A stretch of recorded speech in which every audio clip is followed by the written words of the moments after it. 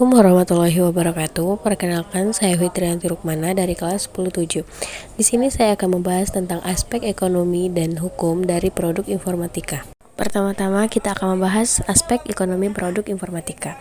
Dalam aspek ekonomi, produk informatika mengalami perkembangan yang signifikan mulai dari penemuan pertama komputer.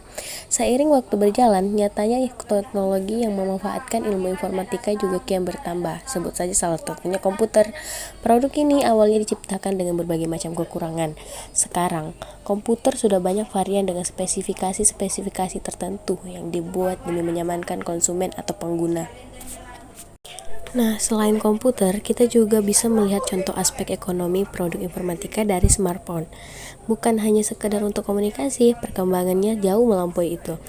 Selain itu, produk informatika dalam aspek ekonomi meliputi 3 komputerisasi dan digitalisasi. Yang pertama, komputerisasi dan digitalisasi atas pencatatan. Kedua, komputerisasi dan digitalisasi pembayaran. Ketiga, komputerisasi dan digitalisasi penjualan. Berikutnya ada aspek hukum produk informatika. Pada aspek sebelumnya, kebanyakan produk informatika dijelaskan lewat barang atau perusahaan yang memang menggunakan sistem komputasi. Berbeda dengan ekonomi, aspek hukum lebih mengacu pada hak hukum produk sebagai kepemilikan individu atau kelompok tertentu.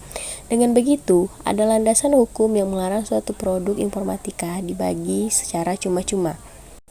Pelanggaran ini paling banyak terjadi di produk perangkat lunak yang dengan mudah diakses. Namun, hak kepemilikan tetap harus dilihat sebagai aspek hukum produk informatika.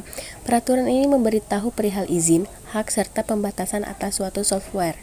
Kepemilikan suatu produk ini diistilahkan sebagai lisensi. Sementara itu, ada sejumlah jenis lisensi hukum produk informatika. Baiklah, di sini saya akan membahas jenis lisensi hukum produk informatika. Yang pertama ada lisensi komersial, pengaturan tentang kepemilikan suatu produk yang sifatnya mengikat. Pengguna hanya boleh menggunakan setelah membayar dan tidak boleh menyebarkan secara sembarangan. Contohnya seperti sistem operasi dan berbagai aplikasi pengelola lainnya. Kedua, ada lisensi gratis. Pengaturan ini memperbolehkan orang-orang untuk memperoleh suatu produk secara gratis. Akan tetapi, tetap ada beberapa kebijakan lain yang biasanya harus dipegang teguh pengguna. Contohnya pengaturan adalah tidak membagikan ke orang lain. Jika ingin memperolehnya harus lewat sumber pertama. Ketiga ada lisensi umum. Berbeda dari dua lisensi sebelumnya, lisensi ini lebih bersifat terbuka, lantaran siapapun boleh mengakses, mengedit, mengubah, dan menyebarkan ke orang lain. Yang terakhir ada lisensi domain publik. Pada lisensi ini, pembuat produk memang sengaja memberikan produknya kepada orang-orang. Hampir sama dengan lisensi umum, orang bebas menyebarkan dan menggunakan produk tersebut. Sekian penjelasan dari saya akhiri. Wassalamualaikum warahmatullahi wabarakatuh.